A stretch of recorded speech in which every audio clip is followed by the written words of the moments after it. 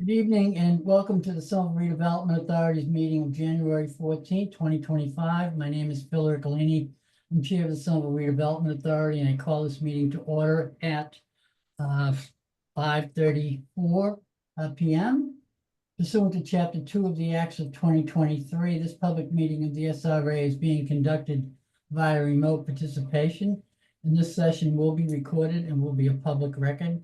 I will now ask the board members to confirm they were in attendance in an alphabetical order. Awana Bani. Here. Whitney Brunson.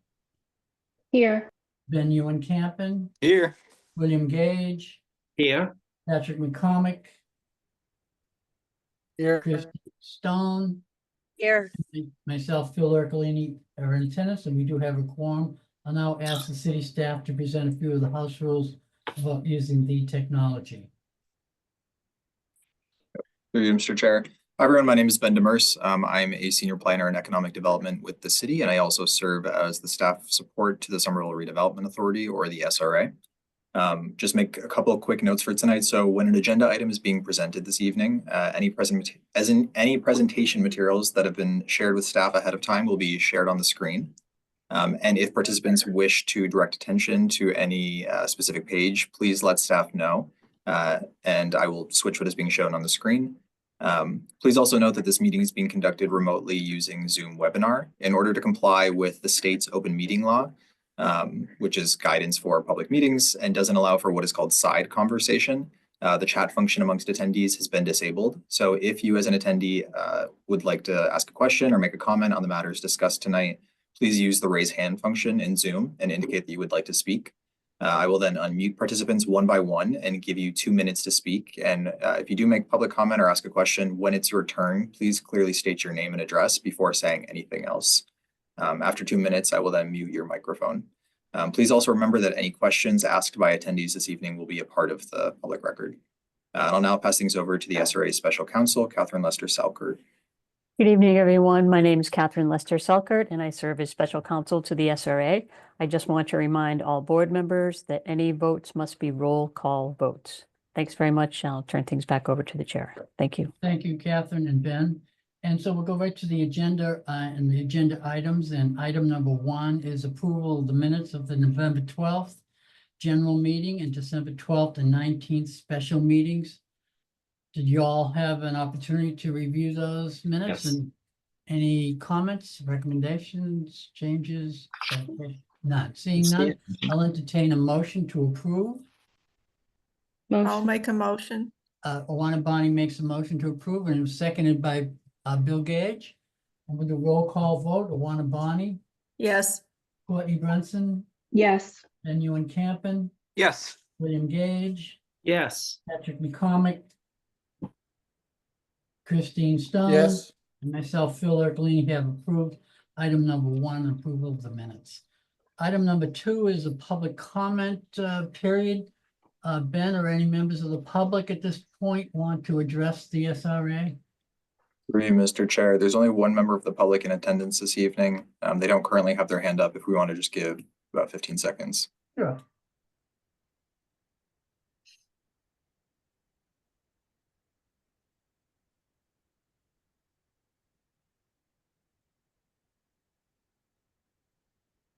All right, Mr. Chair, I'm not seeing any raised hands. Okay, thank you, Ben.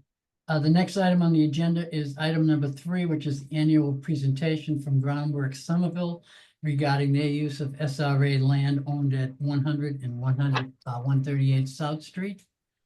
So we have this evening Leah and Kenzie, and I don't know who will be addressing us first, but you pick. Yeah, through you, Mr. Chair, I can do a really quick introduction, Kenzie and Sorry. Leah, before I pass things over. So just context for anybody who is tuning in, and for Redevelopment Authority members. So the SRA obviously has land holdings across the city of Somerville. And across these land holdings, they have one lease, which is currently with Groundworks Somerville. And this is for land at 100 and 138 South Street, which Groundworks Somerville uses for the South Street Farm and also to host programming and several events. This lease with Groundworks Somerville requires them to give an update regularly to the SRA. So this evening we are welcoming Kenzie Ballard, Director of Community Engagement and Climate Resilience with Groundworks Somerville, as well as Leah McCarthy, Urban Agriculture and Green Spaces Director. And they're going to be telling you more about what the organization has been doing and the use of the land in Boynton Yards. So I'll pass things over to Kenzie and Leah. Awesome. Thank you so much, Ben. And thank you all so much for being here. We have a little presentation for you guys that I think people should have a copy of if you want to follow along, or of course we'll be presenting as well. So let's get started. Hi, everyone. My name is Leah. I'm the Director of Urban Agriculture here at Groundwork Somerville. I'm so excited to be able to speak with you all today and to share with you briefly how South Street Farm continues to be an integral urban green space in our community. For those of you unfamiliar with our organization, we are a 501c3 nonprofit whose goal is to bring about the sustained regeneration of Somerville through climate justice, youth development, and urban agriculture. Our current full-time staff consists of myself and my two co-directors. As I mentioned, my name is Leah McCarthy. I use she, they pronouns, and I manage our urban agriculture programs. That means all operations, including infrastructure projects, harvesting, and education that take place at South Street Farm and our community gardens fall under my umbrella. Kenzie, if you would like to introduce yourself. Yes, thank you, Leah. I'm Kenzie. I use she, her pronouns, and I'm the Director of Community Engagement and Climate Resilience here at Groundwork. In my role, I manage our community partnerships, our outreach, our urban forestry initiative, and our resident action work through our Climate Safe Neighborhoods program. Our final co-director is M. M serves as the Director of Youth Programs and Engagement, and they manage our green team. M wasn't able to make it tonight, but sends their regards, and we'll be discussing green team soon. But first, back to Leah. All right, so next up, we'll be briefly going over the programs at Groundwork Somerville and how the allotment from the Somerville Redevelopment Authority makes our work possible. So first, I'll be speaking to you all a little bit about our urban agriculture and food justice programs, starting with South Street Farm. South Street Farm is our allotment from the SRA and the heart of operations at Groundwork Somerville. Home to community events, volunteer days, field trips, and a major site for green team projects, South Street Farm is an interactive educational green space where we grow over 2,000 pounds of organic produce with and for the community every year. It also serves as an integral hub for native plants and pollinators in an area of the city that has been home largely to heavy industry for over 100 years.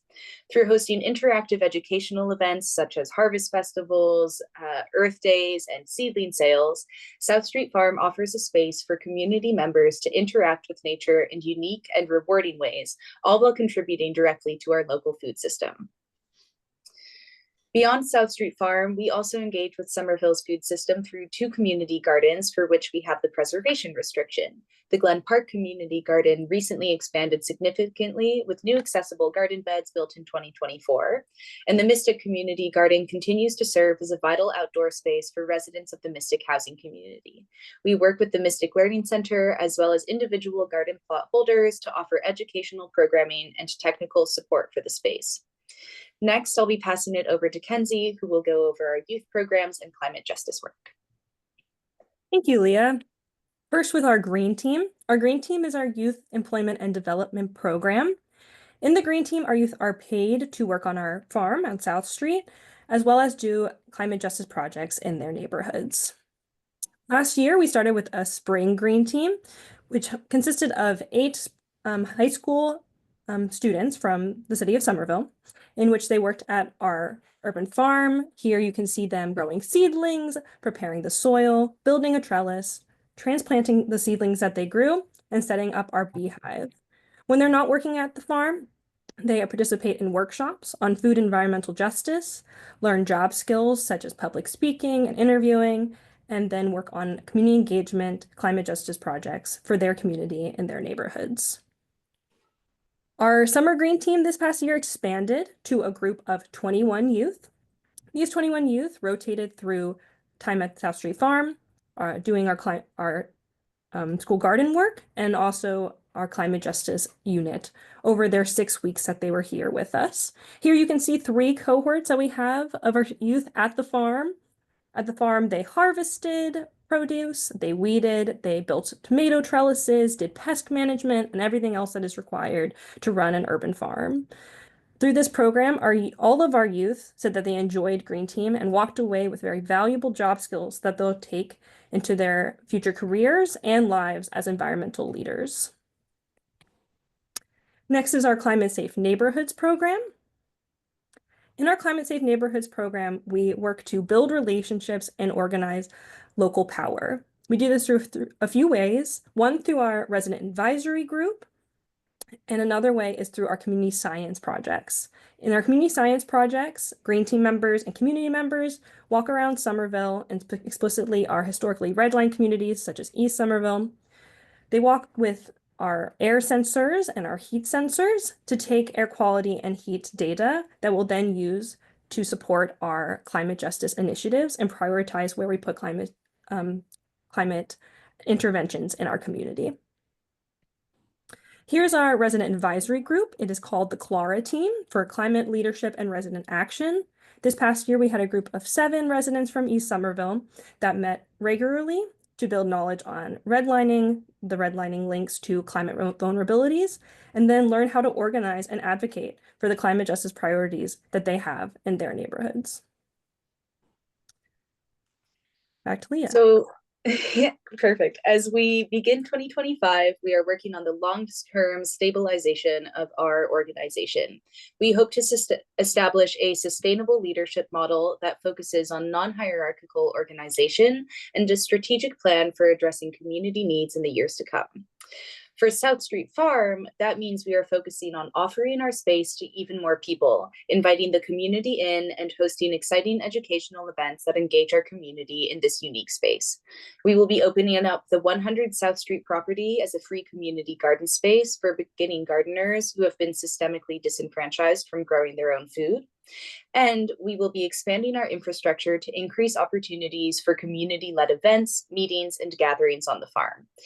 That is going to look like a lot of different things. We are working on building an outdoor community kitchen, on acquiring a small shed to store materials, on building a small stage for performances and meetings, and on integrating art more seamlessly into our space. We are so excited for all that 2025 is going to bring our organization and for all of the ways we are going to continue and improve upon our current work in our community. Thank you all so much for your time, and we hope to see you on the farm this year. Thank you, Leah and Kenzie. Any questions of members? Patrick. Actually, I think Courtney's before me, maybe. Oh, I'm sorry. I didn't see her. That was only just because you put a physical hand up. I know that was movement and was possibly more exciting. So first off, Leah and Kenzie, it's really nice to meet you. I pass the farm a lot, so it's just really great to hear about a lot of the programs that you're providing, and it's clear that you put a lot of thought and time into them. So I appreciate meeting you and hearing about the work. My questions are just 2 short ones, and the first of which is a little bit more about the green teams. I know throughout the semester and the summer, if you can share the information, one, just like how much are they paid, and really what I'm getting at here is like, is their pay equitable to what they might be able to get if they had to get any type of after school jobs to support themselves or their families? That's just top of mind for me. And the second part of this question is just how you go about either recruiting folks to be a part of those programs, or on the other hand, connecting them to possible city or even private sector opportunities that are in green spaces, because I'm seeing, at least in my job and in the city, there's a lot of opportunity there. So I'd just be curious about whether or not they're being connected either to get involved in the great work that you all are doing and have that work and that experience connect to other possible career opportunities. And the second of which is just to what extent, if at all, you all have collaborated with other organizations,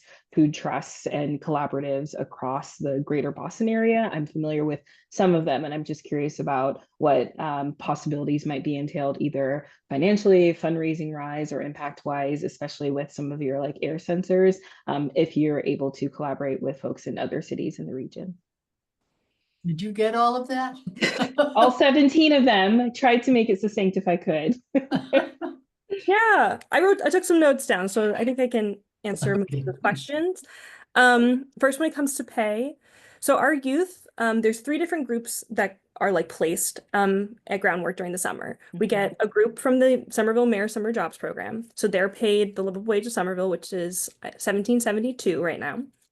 We also got a group from the Cambridge Summer Jobs Program. I think they just make 15 an hour. They make minimum wage. And then our youth that we hired on as Groundwork Somerville, they're paid $17.09 an hour. Fantastic. That's pay. When it comes to, I think the next is connection to career opportunities, or was it recruitment? Well, recruitment, I think you kind of answered too, so that would be great. Yeah. Great. When it comes to connection to career opportunities, I find that that aligns really closely to your next question, which was with our collaboration. Our youth and Green Team in general is a highly collaborative program with organizations across Somerville. For example, we work with MIRA, the Mystic River Watershed Association. We meet with them. We go, last year we went to the Arlington Reservoir to take away invasive water chestnut.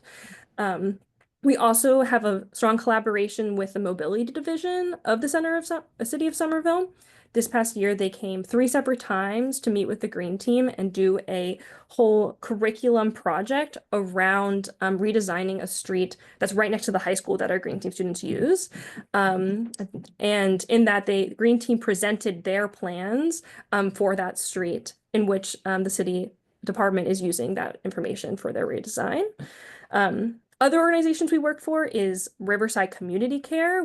They consulted with us to build a new community garden at their location on Summer Street. And so the Green Team built their community garden there, met with the people that work there too. I could go on and on about this, but what these experiences with the fellow organizations give is not only like exposure to the work that they do, physical connections to the people that work there. And then each time that we go, we ask them, whoever person we're meeting with to explain how they got to their work, what excites them, what are connections and support that they can, and advice that they can give to the youth to then take them to a job in this space. So we are really intentional about building those connections so that our youth see opportunities for themselves in environmental roles. That's fantastic. Thank you. Really appreciate it. Thank you, Courtney. Patrick, did you want to ask a question? Yeah, great presentation. Always great to hear about the work you all are doing there. Just a question about your expansion of the South Street community gardening and bringing on systemically disadvantaged members. How will you determine who that is and how will you recruit? Yeah, for sure. And great question. I also want to preface this by saying we are in the early phases of planning this out. We only have been back at work full time for about a couple of months. So a lot of our work currently is focusing on how do we fund our programs and how can we sustainably structure our organization moving forward into the future. So the community garden idea came about in the fall. South Street 1, if anyone has been there, is a space that it's basically about 15 raised beds. It's completely accessible to the community all the time. And it's also about 50 to 75 feet down the street from South Street 2. And it was the first site that Groundwork Somerville sort of started working in urban agriculture on. I believe it opened in about 2013. And what we've found over the last couple of years is that South Street 2 tends to get a lot of love from Green Team projects and people like community work days being there. And South Street 1 can sometimes not produce as much and not serve the community we felt in the best way possible. We've tried a pilot program last year of having it be a community free pick area, but we found that the area just does not get enough foot traffic for this to really be like a good use of resources. So in our conversations about how do we bring people in, we thought, well, this space is always accessible. What if we make it into more of a community garden style shared space? It's set up also with like drip irrigation infrastructure, and we're often in the area. So we figured we had the opportunity here to offer lessons to people who were maybe newer to gardening and haven't had the chance as much as maybe some other like people who work in community farm like gardens to like learn about this. We have not nailed down exactly what recruitment for the space looks like. I think likely what we're going to start doing is putting a call out to our network. Specifically, we work closely with the Somerville Housing Authority, and see if people are interested in this, sort of advertise throughout our communities. And then we're going to create an application in which we'll probably ask about experience gardening, why you're interested in gardening, and sort of questions like that to gauge who really wants to learn about this and be involved in the space. We also know that community waitlists for community garden plots can often be really long. So we want to work with the community gardens that we already work with, such as the Mystic Community Garden and the Glen Park Community Garden, about people on their waitlist who might be really interested and have been waiting for a while. The other thing is, last year at South Street 1, we also built 4 accessible beds, like 2 big ones and 2 small ones. So we do want to be able to make sure that those beds are also best serving the community. And Glen Park Community Garden also recently built some accessible beds. So we'll probably be speaking a lot with our contacts there about people who might have applied for an accessible bed and didn't have the chance to get one already. Thank you. Any other questions from members? I just have one. I'm obviously observations. You guys do great work, and you've been doing great work for quite a while now. The space, does it meet your needs? Does it currently meet your needs? And do you have like a 5 or 10-year plan where you envision larger space, perhaps elsewhere? Who knows how long this land will be available, and particularly as it relates to McGrath Highway, I understand is going to be under renovation. So how that impacts South Street, who knows? But any thoughts on that? Yeah, well, we've always known that it's likely that the farm will not be able to be around in, say, 5 to 10 years, because of the Boynton Yards development and, you know, the land that's behind us being like in talks to be sold. If like there's no guaranteed future, because the sale for the land behind us didn't go through recently. Our timeline has shifted from what we were told originally was like a 2 to 3 year sort of timeline of having to move. It's now, people are saying 5 to 8, but there's no guarantees. So and does it serve our purpose right now is a good question, and yes and no. In a lot of ways, South Street Farm has so many cool things that have happened there. People like have started to know about it. And I mean, we have a greenhouse there, we have a few sheds, we have these really massive row gardens. That all is awesome. We have found that we're kind of tucked away, so a lot of people don't always know that we're there. We would love to be a little more integrated into the community around us, especially because we're so close to the border of Cambridge. I think a lot of people in Somerville don't realize that we are technically in Somerville, and especially now that the area has been so industrialized with a lot of biotech buildings coming up across the street. The landscape has changed a lot since the farm first started. I think ideally we would love to expand into a space that feels a little more integrated, maybe in East Somerville, but as of right now, that all feels pretty up in the air. So we're trying to make sure that we plan our current projects to make the best use of the space that we do have. For instance, we got a grant from the Tufts Community Grants to build a small shed, and we're planning on purchasing a small trailer so that it could be mobile in the future if we do end up having to move the space. So we're trying to transition our infrastructure projects into being things that are easily moved around, realizing that probably we will be moving at some point. Thank you, Leah. Thank you. Mr. Chair, can I ask a follow-up on that? Absolutely. Through you, echoing all the praise and thanks that my colleagues just heaped on you. On the question of moving, when we have ever been shown the master plan for Boynton Yards, it's always been explained to us that the northeast corner of it next to the future residential buildings is a like green space set aside with the idea of being a relocate. Obviously, this plan is kind of up in the air with the development wins being what they are, and maybe that space won't work for you in the future. But it's a little concerning to hear that that's like not part of your plans. Is that, if that piece of land were to work out, is that not sufficient for your guys' needs? That's a good question. And we have definitely thought a lot about what that proposal includes. From the perspective of purely growing food, the northeast side of a very tall building between the train tracks is not very good for urban agriculture. Anyone is going to struggle to grow a lot of food there. And when we've seen the plans in the past, it did look like the space was fairly small and maybe even more tucked away than we are now. So I think there is a little bit of concern about that. The other thing is too, it has been made clear to us that we would have to also bid for that space. Like it wouldn't just be allotted to Groundwork Somerville. It would be, you know, a bunch of organizations could apply. So I think the other thing is we don't want to think of that space as a guarantee and make plans around thinking we're going to have that for sure, when in actuality, it's not a guarantee.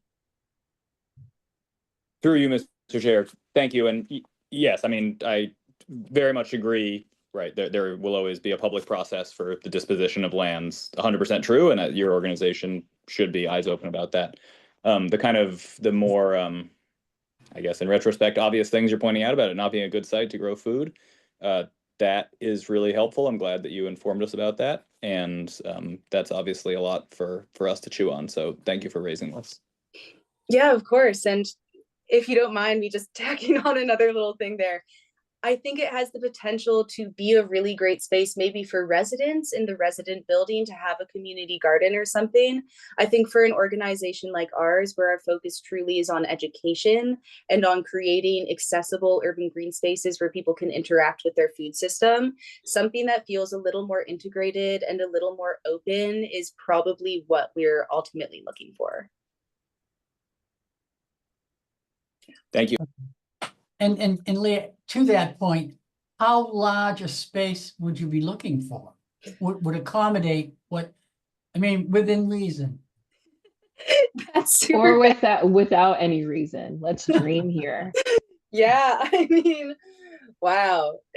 As much space as possible. So, okay, currently we have about a 1/4 acre of space that grows food. Urban farming requires more labor and material input, but is much more productive per square foot, which is why we're able to grow, say, 2,000 pounds of produce in a season using only organic methods from only a 1/4 acre of space. It's difficult to say exactly how much would be the right amount. I would say we wouldn't want to go much lower than a 1/4 acre of growing space, but there are so many ways that you can set up gardens and urban farms to be accessible for a variety of reasons. I think it would really depend ultimately on what the space looked like and where it was. And I think the other thing that we always have to consider is we are not a production farm organization. If we were to have a massive field, it could probably start to become a problem for managing it sustainably and making sure we were able to support enough employees to really adequately work in the area. I would say our current size is good. And if we were to say go to about 1/2 acre of growing space, we could definitely manage that. If you happen to have 1/2 acre or an acre of land in Somerville. Well, Leah, I was thinking of something, but what would be the square footage of a 1/4 acre? Any of the? Oh, I would. It's like I would be 11,000. Yeah, 11 to 12,000. 11 to 12,000 square feet, so 100 by 100, it- somewhere in that. Yeah, 100 by 110 square feet if it's square. Okay, all right. Does Without your giving away any of the city's land, I Yeah. have something in mind. Okay, Just out of curiosity, is there a certain configuration for that 1/4 acre? Meaning if there is a plot of land, like I think of there's a car wash on Somerville Ave, like between Somerville Ave and the train tracks. You know, it's a really long, narrow piece of land that probably the only use for that piece of land is a car wash, right? Just because it's so narrow. Do you have, like, is there a certain configuration that you need, or could you, again, if there was a 1/4 acre of land that was and I'm making this up, 10 feet by 100 feet, you know, could you use that efficiently, or would you say it's not? I'm just, because there may be leftover pieces, right, of Mhm. parcels that aren't suitable for a building footprint, but may be suitable for gardening, but I don't, that's the question, because I don't know what is suitable for your type of urban, you know, urban educational gardening. 100%. I would say 10 by 100 feet, that might be tough. Like it might be a little difficult. Just because 1,000. 10 feet isn't that long to be able to have Yeah. like a pathway down the whole thing. Mhm. I would say though that part of what I think can be so cool about urban farming is that you can be really creative with the way that you set up your space and the way that that space serves community. I think if we, you know, looking forward, were to realize that we had to move, that South Street Farm was no longer an option for us, we could probably work with a lot of different spaces and create something sustainable and cool. It would depend on the space, it would depend on the sunlight, it would depend on what the soil tests there bring back. Like there's a lot of environmental factors that would restrain or allow for certain possibilities. And I would not want, like, there are a lot of really cool urban agriculture organizations within Somerville and within Boston itself. So I would just want to say that, yeah, we would want to find something that would be best suited for our needs and that we feel like we could make really good use of, rather than maybe a different community organization. All right, Leah, thank you for that. And it gives the city staff and us something to chew on. Do we need a vote on this, Catherine or Ben? No, this is Through just. a Mr. Chair, no, there's no vote needed. Okay, great. Well, thank you both for your presentation and good luck. Thank you guys so much. Thank you for having us. And feel free to shoot me or Kenzie an email if you ever have any more questions, or if you want to come out and visit the farm. Once spring starts, we'll be opening up open volunteer hours again. So if you ever want to find some worms, put your hand in the dirt, let us know, and we're usually around. All right, thank you. Thank you both. Thank you. Thank you. Bye-bye. Bye. All right, next item on the agenda is a request for approval of an easement over SRA land at 0 Windsor Place in Boynton Yards.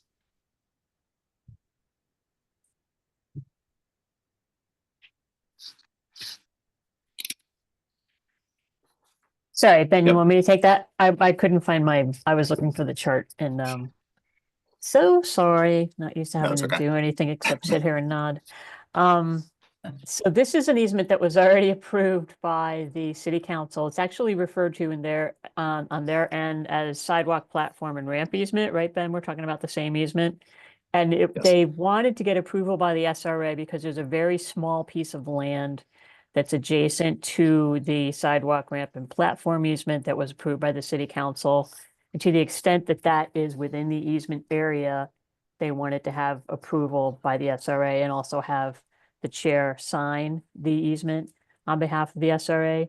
Should I share the plan with that shows the strip, Ben? I'm gonna share screen now. There are two plans. Okay. I just want to make sure I'm sharing the correct one. So just correct me if this is the wrong one. Okay, will do.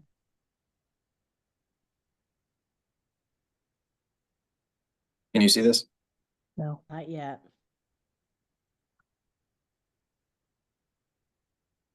Coming through now? Yeah, Okay. Kathy, is it this plan or is it the, This is it. This is exactly it. Yep, you got it. So right on the lot that's, whoops, yeah, so that's it. You do need to look at both, but yeah. so here's the plan. Lot 1A. I don't know if I'm using a cursor on my screen that maybe no one can see because I'm not sharing. But lot 1A plus or minus 1,005 square feet. And it points to this little area here, part of the street adjacent to Windsor Street.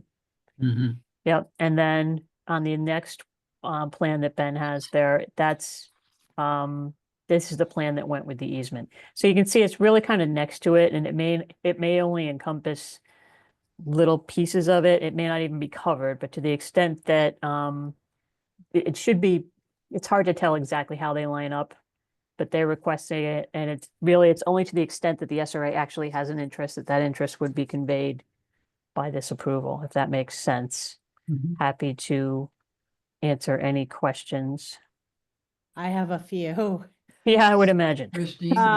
So, and I didn't have the benefit of having the time to read through this, but when looking at the plan that's on the screen currently, there is a series of dark gray Yep. areas. Are those areas that are part of the easement, or is that shading for some other purpose? If you look to the left of the shading, right near where it says Windsor Street, and there's a box, it says public sidewalk license area. Yeah. So the Yep. easement, is that what you're talking about? Like those hashed areas? Oh, on I'm that- talking on about there? the dark gray, I solid beg your pardon. gray Yeah. shading around. Yeah, To so the the dark gray, those are parcels, those are owned by the developer. And we have an easement over them for access. Okay. So those are part of the easement that they're granting to us. And when we say we have an easement over them for access, is that this SRA? The city. The city. The city and the SRA. Okay, this- for the benefit yeah. of the public to. Correct, for the to- benefit of the public. Mhm. Not trespass, but traverse across, Yes, traverse, yeah, okay. correct. And then the public's, then the hashed or thatched area to the right of the word Windsor Street, public right of Correct. Yep. way. I see what you're talking about. Yep. It's in this area of the lot that they are seeking an easement. Is that That's what it looks like on the other plan, correct? And that's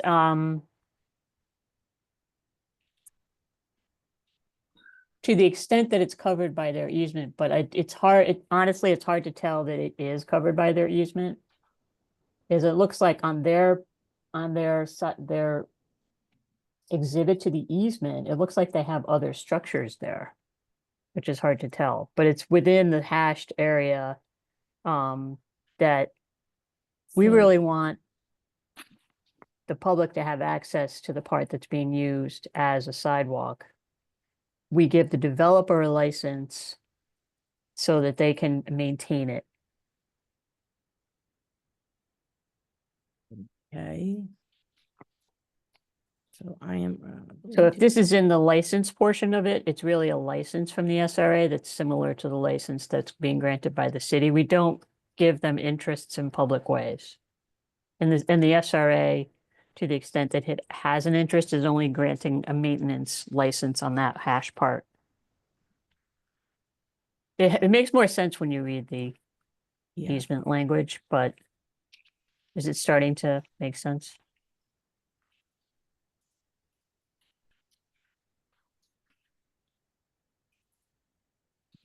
And easements to owner, the city. I'm just gonna have to read through it. Sure.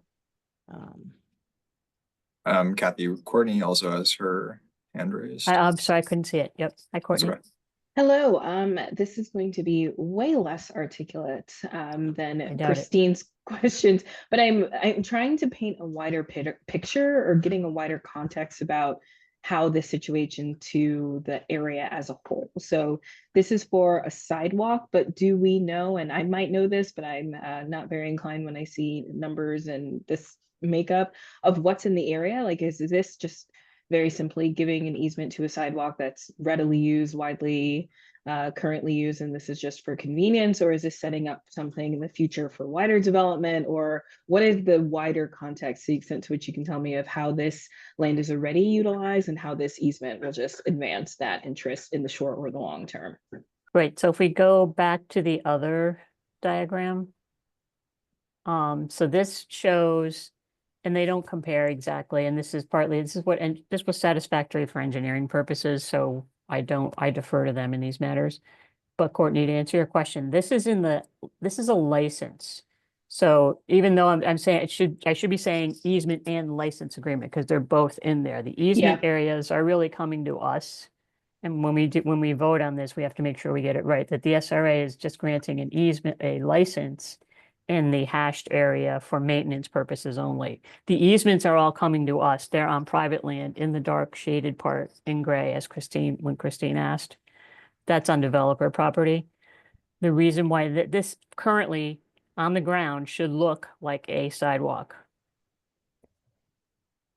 where So, the hash is. And it's partly on public property and partly on private, but I think it's all in the, again, I'm misspeaking a little bit, perhaps. It's to the extent that it's on, see where it says Windsor Street, public right of way? Yep. So it's in part of what's considered to be the right of way, so we don't grant a license, or an easement, we grant a license so they can use it. If the Yep. city does need, as you were saying, at some point to widen Windsor Street, change the configuration, we can still do that. That's why we have it as a license and not an easement, but it is intended to Got be- it. Yeah, Okay. okay. That's really helpful. Thank you. Mhm. so, through you, Mr. Chair, and to you, Catherine, I'm reading through the document and I just want to read through the language that I think is of most interest to us. Okay, This is the grant of easement we're giving to the owner, and it's in section 1 right there after the big now therefore. mm-hmm, And about 6 lines down,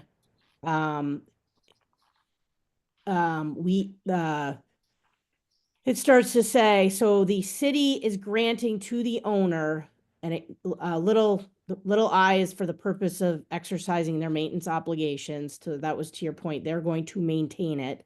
And Yep. then little 2, the installation, maintenance, repair of directional, wayfinding, and property identification signage, lighting, utilities, seasonal decorations, special materials, seating, decorative elements, and other facilities improvements, and all subject to receipt of applicable permits from the city.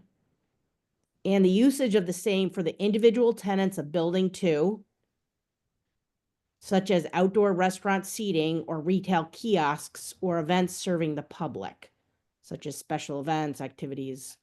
So they, also subject to receipt of applicable permits, so they can't do any of it without. right.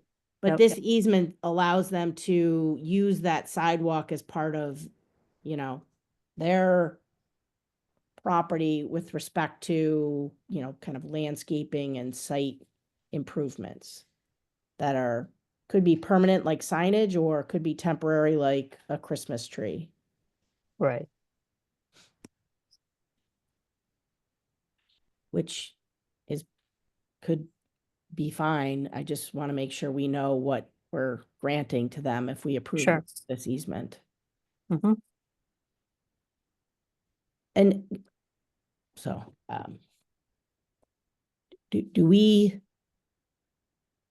is it your understanding that as the buildings go up in Boynton Yards, there will be similar requests made to the city and the SRA with respect to some of these land use rights? We typically, in the special permit process, we, the city, usually asks for sidewalk. We get pedestrian easements all the time, and we do, and very often it's part public and part private. And we still ask the developer to agree to maintain the whole, everything, because it appears as one sidewalk to the public. And they're usually agreeable to that, but that's how it generally works. And it's, it's a mutual benefit. The city has access, the public has access to the full width for, for pedestrian access 24/7. And those decorations and all those things aren't supposed to interfere with that access, which is why they have to have permits to do anything permanent or temporary. So even if, Or restaurant seating and all that stuff all require approvals. They can't just do it on their own. okay. Through you, Mr. Chair, and sorry, Kathy, if this is incorrect at all, what I'm about to say.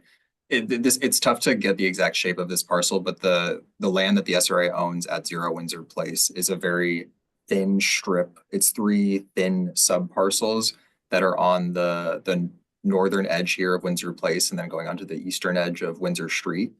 And I know we had conversations earlier in the year about potentially having the SRA grant this land back to the city. They're very small leftover slivers from previous development projects. So I would say as the remainder of this street is developed, yes, there will probably be more conversations about access over the remainder of these parcels.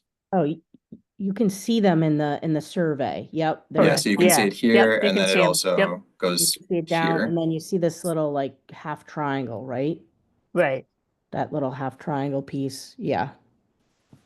Okay. Right. So that is those three parcels or maybe two parcels are the subject of this easement. Is that correct? To the extent, I think what we want to make sure we're not doing, Ben, is confusing this with the one that we're going to have with Eversource. Because it's similar and isn't that in the same general area? It is, so That's- that is yeah. also on this parcel on the northern edge. I think what Okay, I'm just good. trying to stress All is that because of the awkward kind of leftover nature of these Mhm. parcels, that's what kind of raises this need for Right, SRA. this is really. Yeah. Yeah, go ahead, Ben, but this is a very diligent and developer. They get into the nitty gritty, and it's because of the nature of these parcels too, as Ben is pointing out, there's little pieces get left over, and they're like, they don't want to be 10 years into the, development and say, oh, this isn't, we don't even own this, or we don't have a right to use this little piece here now that we're redoing it or whatever, but it's sort of cleanup. They're trying to make sure they have rights from any party that might have an interest in it. But Ben was kind of looking ahead that to the extent that we're talking about the public right of way, the city may want that land back at some point, and in which case the easement would just merge into, the city taking it back as a public, or the license would be terminated to the extent that it's needed for the public way. If that comes upon us later on, but that would all be a process too. It doesn't just happen. They'd have to. Definitely. Yeah. I only mention that to stress that we've had some past conversations Right. about for things like this that are sort of commonplace processes that the city's engineering division oversees. Right. These sliver parcels can make them a little bit funny, but only in that's the only reason I bring that up. Yep. Through the chair, just one follow-up question again, that is likely in this document that I couldn't have find. What is the time duration of the license? So the license doesn't specify a time frame. It's basically, Okay. it's in effect until terminated. Love it. That's all Yeah. I need. Sounds Well, good to me. Well, just to be clear, this is an easement, right? This is not the license. Well, You- the document you're pointing out correctly has the title says grant of easement to owner, and then it says this is a license area. So there's a little bit of a Scrivener's error in there, but to the extent that it's a hashtag thing, if it's in the hashtag area, it should be the license, not an easement, because if it's anywhere near the public way. Where else does this, can you scroll down? Yeah, see over here, these areas aren't in the public way. So these little pieces over here are, I'm sorry, can you? when I was scrolling down, so you go down Windsor Street toward the bottom of the screen. And then over here, Sorry, where Kathy, we can't see your cursor, so just let me know where you're. Oh, yeah, it just continues on this edge of the property. Got it. It's the So we're talking easement about the the hatched- easement's always in gray. So the easement is really, the city's not really granting an easement, and that's why I said in the vote, we should be clear that we're granting a license. Because everything that's in the public way is a license. Everything that's in gray, the easements are coming to the city. So you're accepting easements over the private land for the benefit of the public, consistent with what the city council accepted on behalf of the city. And also, to the extent that the SRA has an interest, they're granting a license in the sidewalk area. I'm thinking that this whole part on the bottom part here, because these parcels were never listed as being owned by the SRA, this doesn't even matter. It's really just a small strip. It's probably even smaller than, this piece that Ben is circling. Well, it's it's really very small, very narrow. That would actually be now or formerly of the SRA. See where it says now or formerly. There's all these they're just little bits that are part of the license. And I don't know, as I'm sitting here thinking about it, Ben, the other parts of the easement, I mean, you're just saying it to the extent that it might be relevant anywhere on here, that there's land. I think it's really only this part over here that's the SRA, right? On in the corner you're showing now. But if you say in the vote, to the extent, you know, that we Shown have in an the- interest, yeah. That's all we're talking about. It just gets more confusing as we talk about it more, so. Yeah, I guess, So can so I, it seems, sorry, not to usurp on this, Phil, can I gauge a general comfort with voting on this right now from SRA members? I know it's a little complicated in the, if you need more a lo- time, it's not an issue, really. We don't need to change any of the language as presented, do we? At I, least for I, yeah. I'm sorry, go ahead. No, I was just about to say, I think just the clarification, especially of what Christine just pointed out in the document between easement or license, I think would be helpful. I don't know if it's overtly necessary, but I think it'd be helpful. Yeah, I think in the vote for sure, we want to do that. Courtney, are you saying you would like that clarification in the time between meetings, or you want that clarified for a vote that could happen tonight? The latter, I'm confident in. If Right. Catherine thinks that's sufficient, I'm more than happy to have that happen in that Yeah, manner. thank you. Thank you, Courtney. Yes, that's what I was thinking in the vote. But unless any SRA member is not comfortable voting on it with it being in the section saying grant, I think the title is wrong in that section. It shouldn't have been written that way. When I'm looking at it now, it doesn't really make sense. Yeah, I mean, it does say grant of easements to owner is the title, but then And when you describe it, it's a a license. non-exclusive license. It Yeah. describes it as a non-exclusive license, and I'm not smart enough to know. I mean, why both, I know Mary Ann and she's smart, she's sharp, but I mean, I think an easement is senior to a mortgage and a license may not be. Right, so anyways, I'm getting into the weeds here. Yeah. Well, I mean, what saves us here is to the extent each has an ownership interest. I mean, you're really only talking about a really small, excuse me, piece of Those property. those parcels of land that the SRA owns are not really useful. They're not going to mess up anybody's mortgage. But Well, no, I mean, no, conceptually, you're correct. I mean, Yes. yeah, So you have to get it right because the Correct, yeah. lender is gonna be looking at this with a Yep. fine tooth comb, the lender to building two. That's all. yeah. I can talk to their attorney about it if they're concerned. Excuse me, then we'd have to go back to the council too and get it corrected because it's approved in this form right now. I would just, I think defer to you and other council in the city. If you are okay with it the way it's written, then The other thing we could do is just do a correcting or confirmatory. It hasn't been recorded yet, okay. so, I mean, it hasn't gone to record, and we could have a confirmatory at the same time that it's, we could figure it out, but it's, whatever makes sense. There's always different ways you can handle it, but I'm glad you pointed it out. And I'm glad we're reading it together because I did this a while ago and didn't notice that it was not the wrong title for this section. Can I just ask one other question? Sure. The document does, as you said, go through and explain the maintenance obligations of the building two owner and the land co-owner. Does the city have a certain standard that they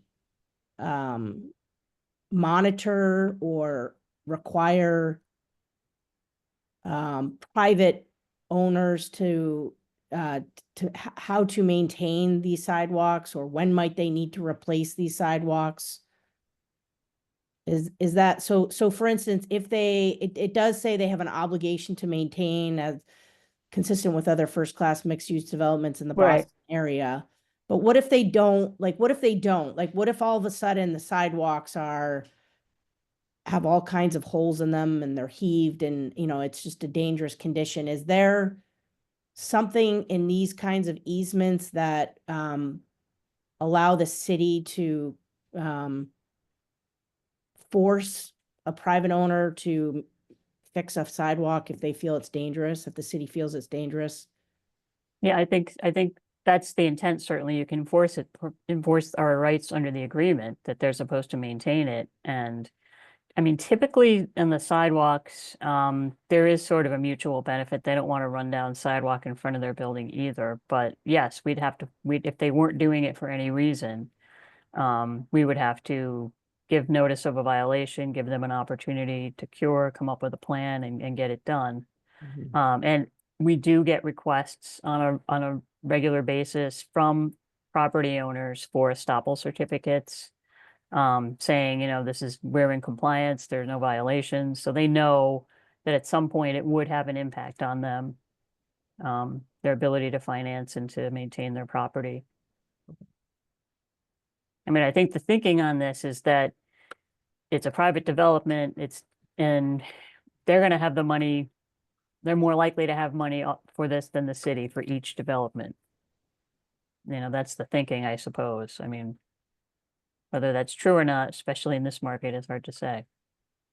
Well, that may be true of the current owner, but who knows in, 70 years, right? Right. And we do ask for notice, when the ownership changes. Obviously, it's a public record, but we want to know who we're dealing with, who's managing the building. Okay. Thanks.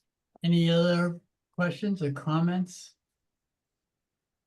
So in terms of action, are we moving forward on this as a vote tonight, or do we need some time to fix this? What's the preference here? If there's no hurry, and you think it'd be better to clean it up a little bit, does that matter?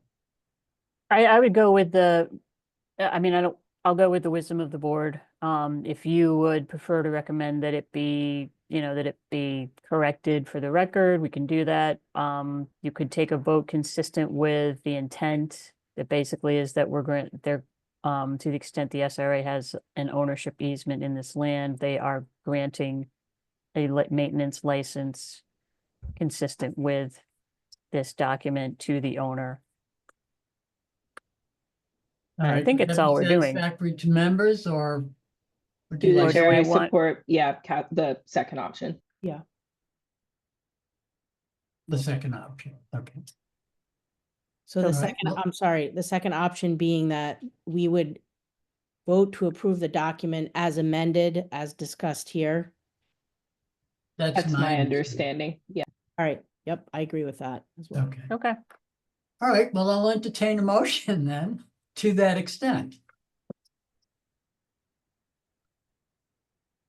Anyone? Yeah. Marty? I was like, motion to do what Catherine said. I should restate. I think we probably need to restate the motion, or we're all going to be like crazy later. So then, are you able to write this down, or is someone taking notes of it, or do you need me to do that? I'm taking notes.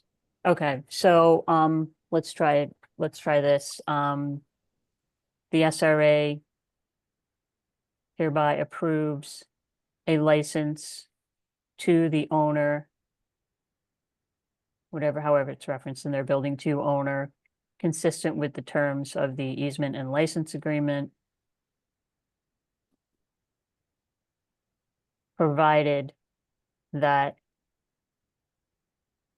paragraph 1 is amended to state grant of license to owner. Does that capture what we're trying to do? Correcting it and I not think having so. a misstatement that it's an easement when it's really a license. Mhm. I think And we'll make that recommendation to the city as someone who's council. It hasn't been occasionally- executed yet, so Yeah, and as someone who has to read documents that are 25 years old, sure. sometimes wonder what did these people, what was their intent? Like, Right. it doesn't make sense. So I think getting that language changed just makes it abundantly clear who's giving what, and with respect to the SRA, we are not granting them an easement, but a license. All right, So approves a grant of a license. I'd add a grant there, Ben. A grant of a license, maintenance license. Maintenance and use license, I guess. So Sorry. Just leave it as license. Grant of a license consistent with the terms of the easement and license agreement. The draft document, yeah. Yeah, Also just wanted to uplift Rachel's submission of a version of this in the chat. I'm sorry, in her chat, in the I chat. got Oh, pretty close on what Kathy Oh, was thank you. saying, Yeah, but yeah. Ben, I think may have gotten there even better. very good. Yeah, So Courtney, is that your motion? It is. I can say more confidently. I second that motion. Is there a Fantastic. second to that motion? Second. Christine Stone seconds. A roll call vote. Awana Bonnie, Yes. Courtney Brunson, Yes. Ben Ewan Campen, Yes. William Gage, Yes. Patrick McCormick, Yes, Christine Stone, Yes. myself, Phil Ercolini, have voted to approve the license. All right, next very item on much. the agenda is item number 5. I hope Greg is still with us. Union Square Revitalization Plan and his quarterly presentation. I'm glad you're awake, Greg. For this. Good evening, Chair Galini and members of the board. Thanks for the opportunity to be here this evening. My name is Greg Karcheski. I'm with US2, the designated master developer for the Union Square revitalization. Our offices are at 10 Prospect Street in Union Square. Appreciate the chance to provide an update on the project. Thought I would, I just have a narrative project or presentation this evening, so wanted to run through kind of some status updates on the D2 project, talk about some of the master project updates, and then some of the community engagement activities that we've been engaged in since we were last together. So maybe starting with the D2 project and D2.2, which is the residential building. Appreciated this board's collaboration and the staff's collaboration. We were able to record the certificate of compliance and reverter that was approved by this board back in November, and have that process completed. Residential leasing has really reached stabilization, so we're 95% occupied. That includes the market rate and the affordable units. We had on the affordable units, achieved 100% occupancy. I know there has been some turnover, but those are substantially full and complete. The Life Alive restaurant opened actually on election day, November 5th. And it's a local company, started in Lowell in 2004. They, great space, healthy foods. We selected them as the first tenant because they provide 3 meals a day at a really strategic corner along Union Square Station Plaza. Certainly encourage everybody to stop by as part of their opening celebration, as a sign of the beginning of their commitment to the community and working within the neighborhood. They partner with the Somerville Community Growing Center, and the Community Growing Center had a table set up in their space, and they contributed a portion of the profits to the Growing Center from that first day. So, excited about the start there and the relationship. And then we've been finalizing some environmental remediation closeout with the regulators, which were very close to being completed, and then also close out with the MBTA on all the station improvements that were constructed. There's just a couple little things that we're working on there. So that's kind of the update on the residential project. On the lab project, D2.1, we also completed the certificate of compliance and reverter release and recorded that in November. We achieved LEED Gold certification and Wired Score Platinum certification for that building. And then last fall completed tenant improvements for 2 floors of spec suites, which I think the folks that were able to tour the project, we had a chance to take a look at. Our main point of focus across the entirety of the project is leasing up the lab space in that building. And we're also working on some retail tenants. Actually have one retail lease that's in lease finalization right now. So hopefully we'll have some announcements soon there. So that's really kind of the status for D2. From the master project perspective, we're really, made progress on 2 different sites that are next in line. One is the D4.3 affordable housing project. So we've been working in concert with POA and SEC, making steady progress on all the pre-development activities associated with, getting that project started. There's some coordination that's occurred with the city around infrastructure and MassDOT around the bridge replacement at Webster Avenue. We're continuing those conversations here in early February. We've been pursuing acquisition, refining some design plans, and then coordinating with, you might remember that a portion of that site includes what's now called the Van Hardy Community Garden. And so that garden will be renovated as part of the overall project. And the folks from the SEC team have been from the POA team have been in communication with the Van Hardy Community Garden representatives around design and the future of that space, and how we'd like to have it operate over the longer term. And then some great progress on the financing front, and that the Affordable Housing Trust Fund committed $75,000 per unit in local funding to support that project, which as a reminder will be around 50 affordable housing units, which is an important component to getting this state funding, to have that local match. So that's an update on D4.3, and then D3.1, which is 50 Webster, immediately south of the tracks from the Green Line stop. Approved as a 280,000 square foot commercial building. Work closely with staff towards the end of the year to both record the subdivision for the property and then also complete the foundation permitting process, which will allow us to start construction on that project as soon as we're able. And then lastly, from a community engagement perspective, some fun things happened at the fourth quarter last year. For the 11th consecutive year, we supported local small businesses by sponsoring Fluff Festival. And we had a booth at Fluff where we had I think it's 3 years running now, we've had this prize wheel that's loaded up with, local favorites from different businesses throughout the square and some Green Line passes and some other things. And despite the rainy weather, we ran out of giveaways again this year. So, and then we've endeavored to use the USQ project as a learning lab as we've been implementing. And most recently, we hosted BU hospitality students who studied and developed restaurant plans for the ground floor of the D2.1 building. And then we had the Boston Real Estate Club come in and tour the building as well and get a sense of the overall project that we're collectively endeavoring. So, we'll continue to look for opportunities to do that.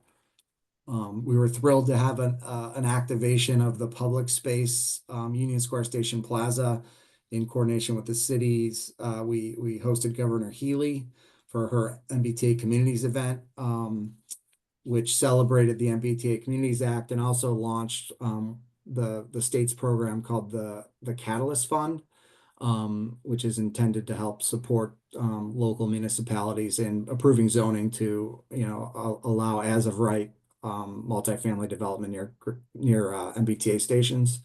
There were a number of local municipal leaders there to show support, and we were thrilled that across the whole state that was a project that the governor and the state's team decided to highlight as being an example of what can happen near transit. So appreciate everybody's work to deliver that project, and nice to have it recognized in that way. And then last but not least, we had our 4th annual USQ Holiday Give, where we organized 9 other organizations within Union Square in Somerville to donate goods and money to the Somerville Homeless Coalition. So this year we raised gathered 600 pounds of food and $5,600 in monetary donations. Over the course of the event over the last 4 years, we've been able to provide the equivalent of 6,700 meals for local food and secure families and individuals. So kind of a great tradition. We're looking forward to carrying it forward this year. So that's the extent of our update. I'm certainly available to answer any questions that members of the board might have.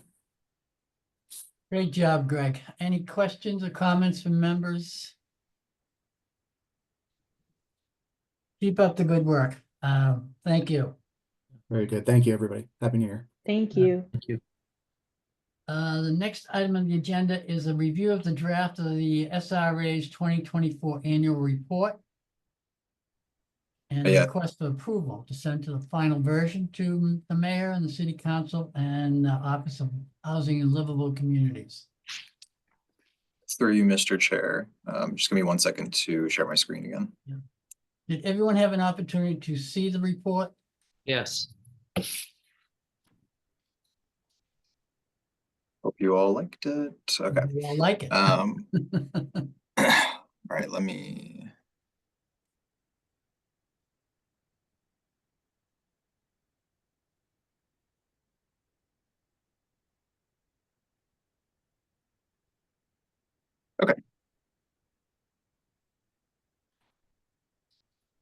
Ben, if you want, you can walk us quickly through it.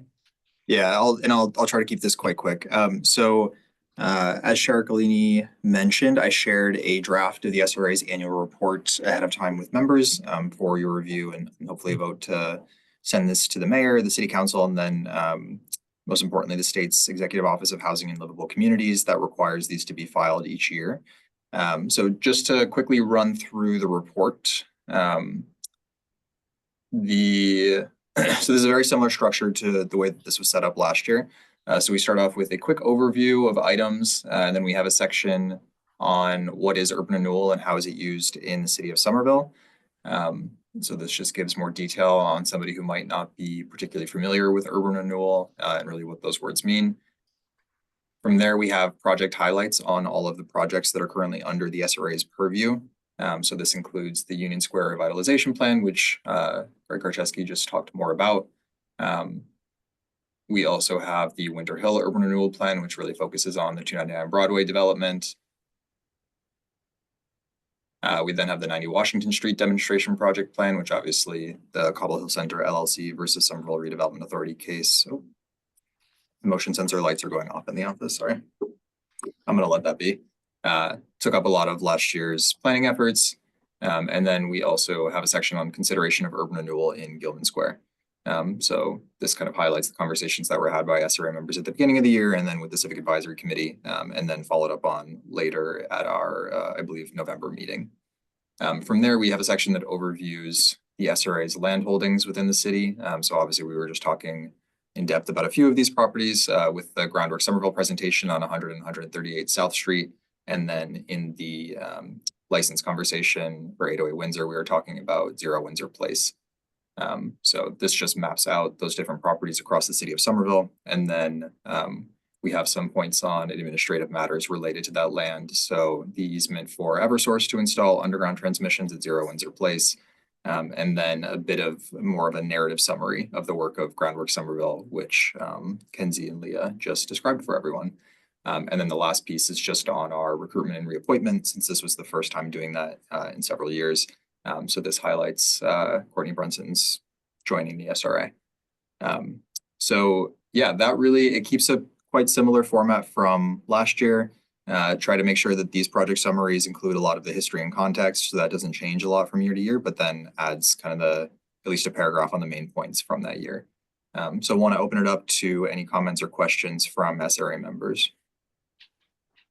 Bill? Ben, the report looks great to me. You did a great job. I love the Thank you. maps and the figures. Thank you. And the information was inclusive. So I'm very happy with it. So thank you. Bill.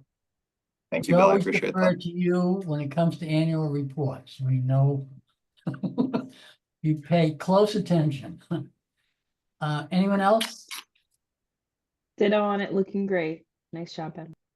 Thank you, Court. Double Yeah, ditto. same here. Well done. Kudos to you, ditto. Ben. And Rachel. All right, if there's no other questions or comments on that, item number 7 is any items not reasonably anticipated by the chair. Sorry, just quickly. So we'll need a vote to actually send this to the Okay. mayor and the city council and the Sorry state. about, Motion to send it to the mayor and the city council and the state. Patrick's gonna make a motion, is seconded by Myself. Courtney Brunson second, so a roll call vote. Awana Bonnie, I don't know if she's still with us. She is not. Okay, Courtney Brunson, Yes. Benjamin Campen, Yes. William Gage, Yes. Patrick McCormick, Yes, Christine Stone, Yes, and myself, Phil Eckley, have voted to approve the annual report draft, and thank you again Thank you, everyone. for that. Great, so the next item on the agenda, any items not reasonably anticipated by the chair? I don't have any items. Anyone else? No. Okay, and then I'll entertain a motion to adjourn. Bill Gage makes a motion to adjourn. Is it seconded? Seconded. Courtney Brunson seconds, a roll call vote. Awana Bonnie is no longer with us. Courtney Brunson, Yes. Benjamin Campen, Yes. William Gage, Yes. Patrick McCormick, yes. Christine Stone, Yes. and myself, Phil Ercolini, have voted to adjourn. Okay. thank you. Successful night, everyone. meeting, crew. Thank you. Proud of us. Yes. Thanks. Thanks, Good. everyone. Good job. Appreciate it. Have a good night. Thank you. Ben. Night.